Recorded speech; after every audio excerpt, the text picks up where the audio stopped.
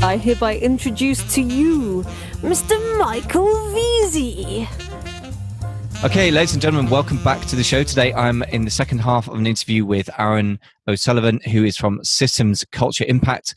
If you missed it, then Aaron just did a fantastic presentation on how to go from, sort of trying to do everything yourself to onboarding a VA. I think that the presentation was is basically how to offload tasks and onboard VAs in 8 weeks. Really, really structured stuff. If you want to check that out or anything else to do with Aaron, amazingfba.com/Aaron, AARON. And we'll have detailed show notes there and links to all the episodes. So, Aaron, I've got quite a lot of questions that came out of that presentation. Obviously, it was very, very thorough and very beautifully structured, which is great. And I really need this. And I'm sure a lot of people that I work with do as well. So, very, very important stuff. I really urge you, if you haven't listened to it yet, there's some detailed slides that go with it as well. So watch the video if you can. Go to amazingfba.com/Aaron, AARON. Now, first question then, Aaron, is the sort of stupid one, which is when to start outsourcing. Is it something you need to leave until you've hit a certain revenue number, or what? Yeah, no, it's a common question. So I feel, when if you're just brand new, then you're going to be wearing all the hats, right? But as soon as you start to do things on a repetitive basis, and it depends kind of on your cash flow as well.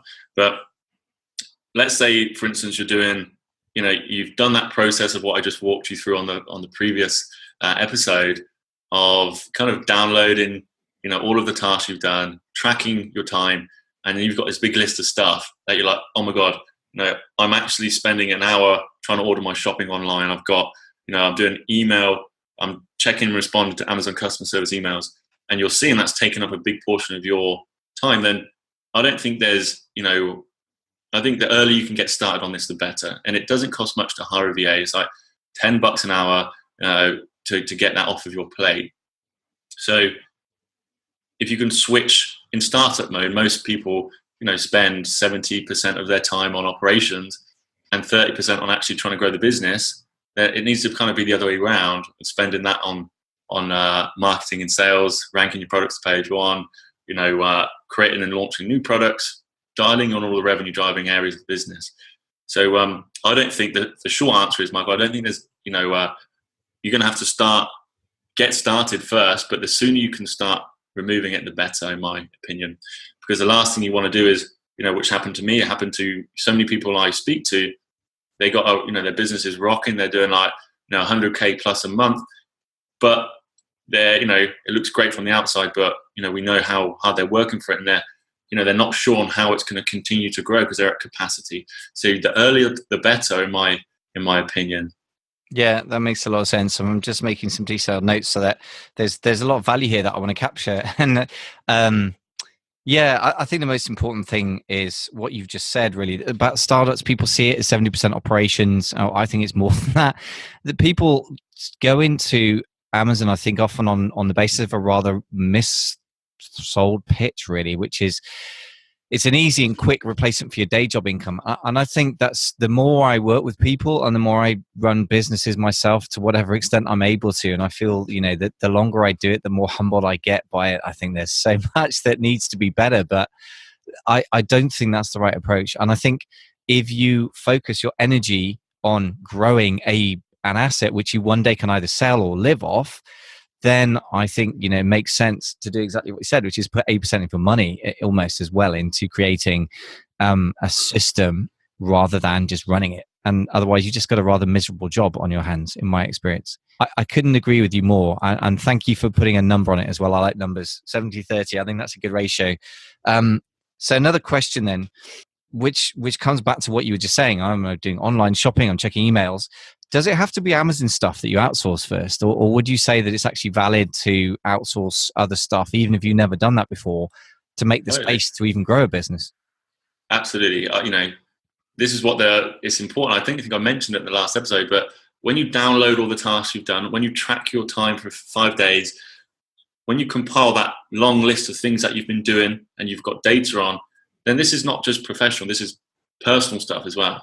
So, all the things in your life which doesn't really serve you, the things that you don't like to do, could be laundry, cleaning your house, ordering your shopping online, could be your personal email, whatever, menial tasks you do at home that you don't actually like to do, you can just get rid of it.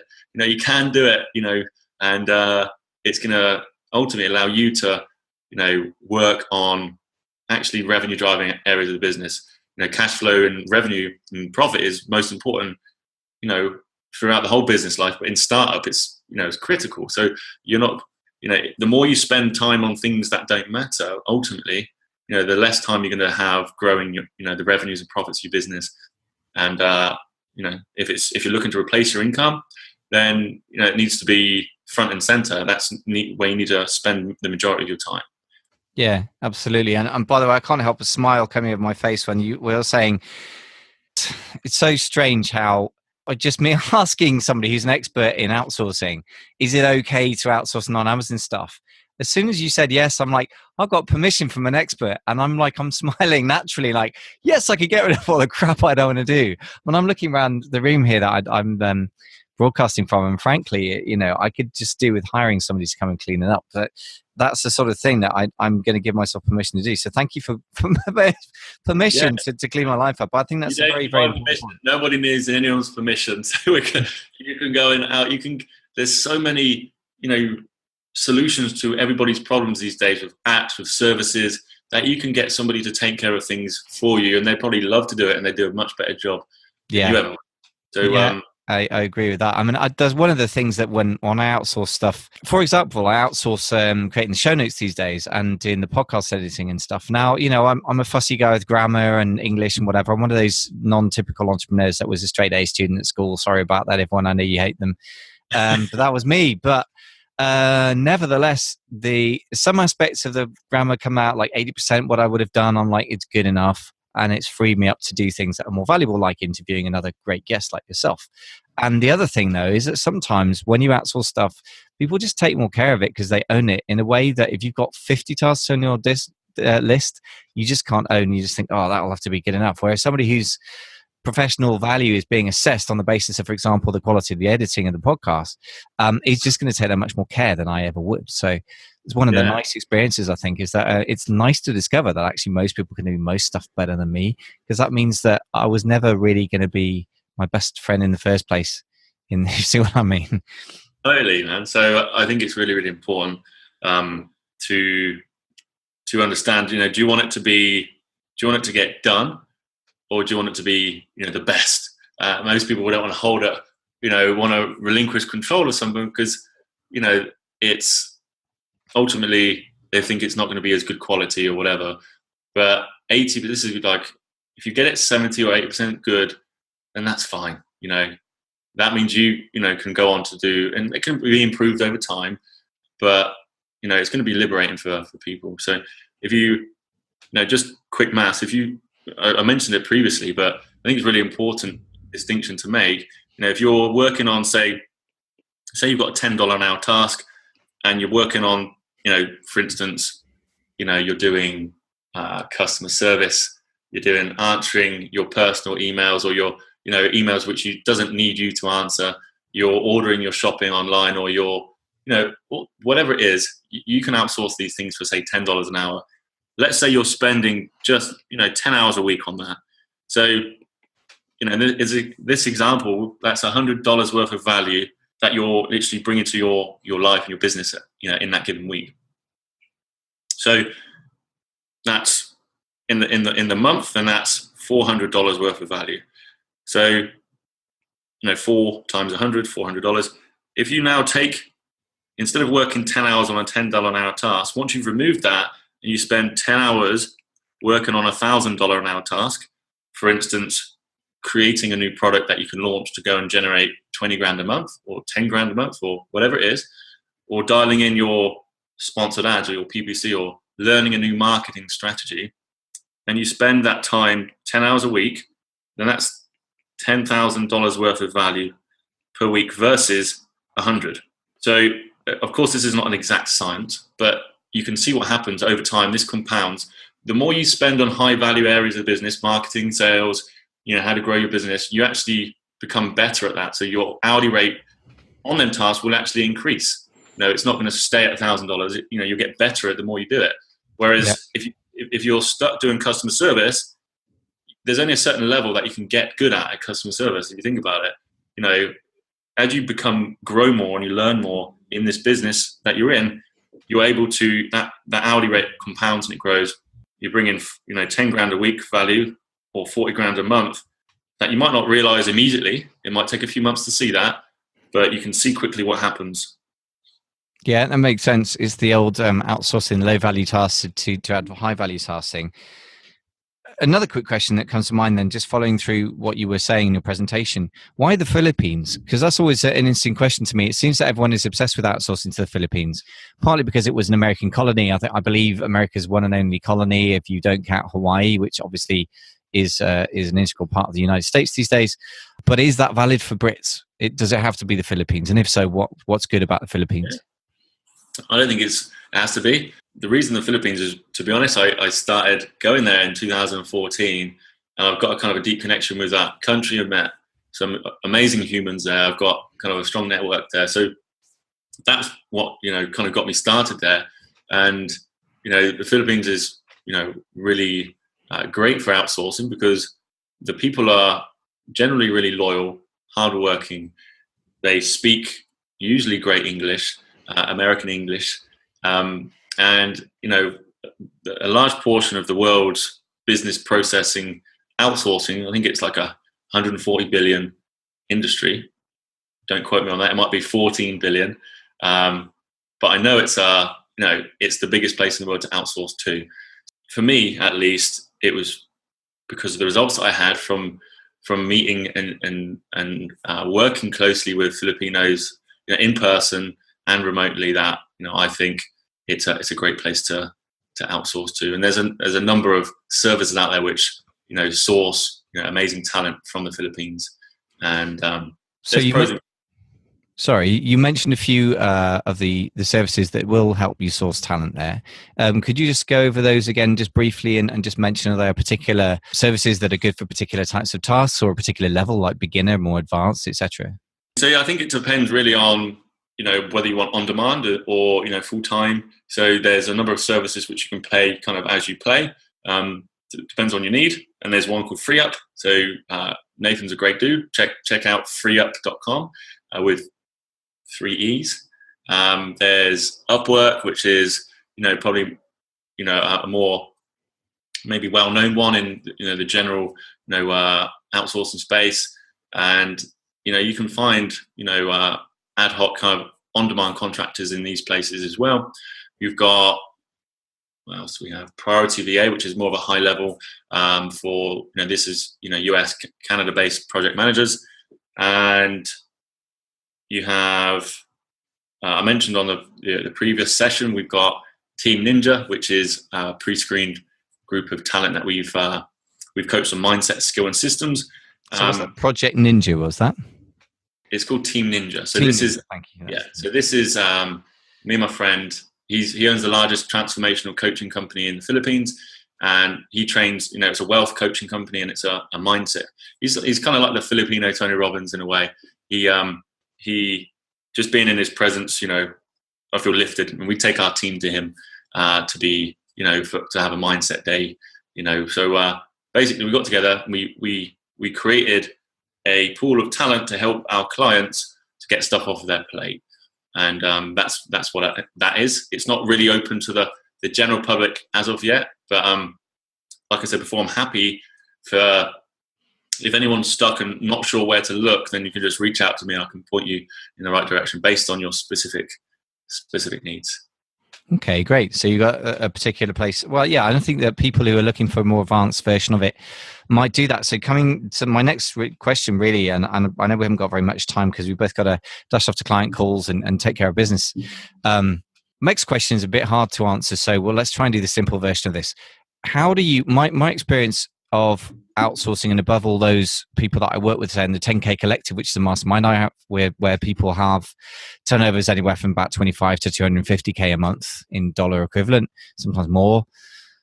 Their experience reflects mine, which is that it's very variable, including some places which are, you would have thought that everyone's pre-vetted and really gone through a lot of hoops.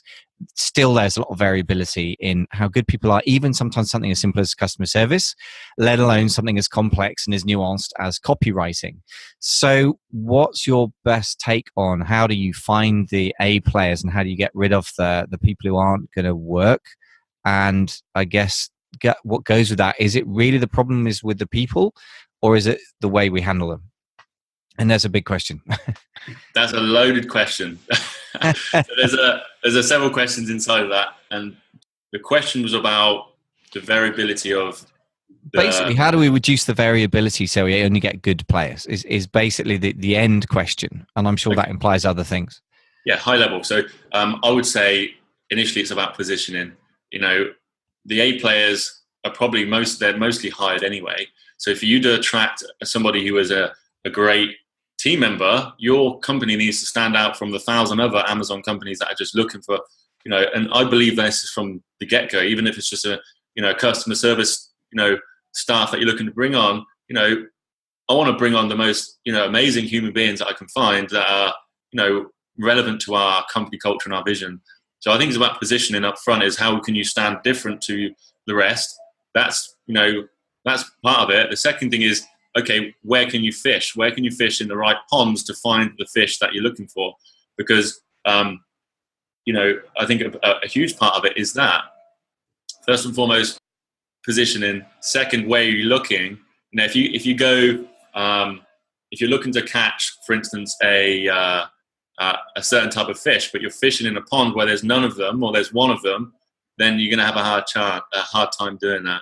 So first and foremost, about positioning, how you can make your company stand out, and make it challenging, exciting, but something which is going to attract people that are going to resonate with your vision and your purpose.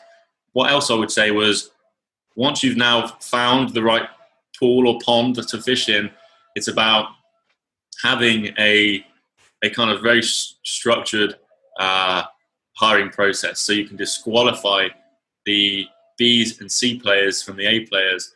And there's a great book called Top Grading. It's quite extensive, to be honest, but the concepts from top grading, that's what we help our clients with. But basically, it's about disqualifying people. A little tip I got from a guy called Ari Mizell, and basically he's like, don't give them something new to create. When you're in the hiring process, don't give them, okay, go and write this new article. Tell them to fix an article. Tell them to fix a problem that you've currently got, because anyone can go and spend 5-10 hours perfecting a perfect article. But if you tell someone this is an article, it's got a load of mistakes in it, fix them, you're going to be able to get clarity much quicker on who is really, the person you're looking for. Just an example. So once you've got that person, you've gone through the hiring process, you've filtered them, you've disqualified, and you go through that whole hiring process. Next is about onboarding them, like we just covered in the session previous. There's a lot of pieces to it, and this is why people don't start to do this and remove stuff off their plate, is because there's so many things that you need to do in terms of making this happen. A lot of the time it's kind of daunting to people. So figuring out what you need to outsource first, positioning your company in a way which stands out, then finding the right pool to fish from, and take applications, go through the hiring process, and then hire them and onboard them is a lot of the time daunting for people. So that's usually the kind of process which I would recommend. I hope that made sense. Just want to check in. Yeah, I think it did. I think it's very important, again, just to reiterate, if anyone's listening to this episode without listening to the previous one, that's definitely a mistake. So Aaron's done, just to clarify, an interview with me in August 2017, which we talked about, same topic, basically outsourcing, but from a different perspective. This time you'll find those all along with this interview at amazingfba.com/Aaron, AARON, for November. And that is also going to be a place to find this episode and the detailed notes, which I think can be very important to get your head around a complex topic like outsourcing, to see it in a written form as well as just hear it. And the other thing is that there you'll find the previous episode where Aaron did a presentation, which gave things in a very, very structured way. So I think, Aaron, I think the best response to my question is probably go listen to Aaron's presentation, watch the video, read the notes, and then take some detailed notes of your own from listening, because I think you did give us a very clear structure there. Yeah, I think we're going to have to wrap things up, because I just feel like I've got about 10 hours of questions for you, but actually reality is that we've both got things to do, and also we want to make sure that people's brains aren't blown. Have you got any final sort of parting words of wisdom, Aaron, for anybody? I would say get started early. If you're just getting rolling, get things off of your plate, ASAP. If you're at a point where you're, doing 75K, 100K a month, and you're basically, you've got so much on your plate right now, what we do is we help people remove this stuff off their plate and, give them kind of a filing cabinet and SOPs and keep them updated. And if this is you, reach out, and, we don't have any spaces available, but we've got an alert list if you need extra help to get stuff off your plate quick. If not, then, go through the things that Michael just talked about, hire somebody, onboard them, and start to remove a lot of the tasks off your plate, which keep you from really growing your business. Yeah, I think it's like a lot of great stuff. It gets started, isn't it? And I really wish I got started with outsourcing earlier. I've done it very piecemeal myself, and I've been around for long enough to know that I should know better. So thank you so much for re-inspiring me, and extremely grateful for that very, very clear process that you have. Talking about SOPs and clear processes. Hats off to you for creating that. It's very, very nice and clear. I'm going to be personally going through that myself, because I desperately need to outsource stuff, like many people that I know. So your message is very, very needed and extremely clear and structured. So Aaron, thank you so much for coming on the show. Thanks, Michael. Thanks, everybody, for listening. Take care. Cheers.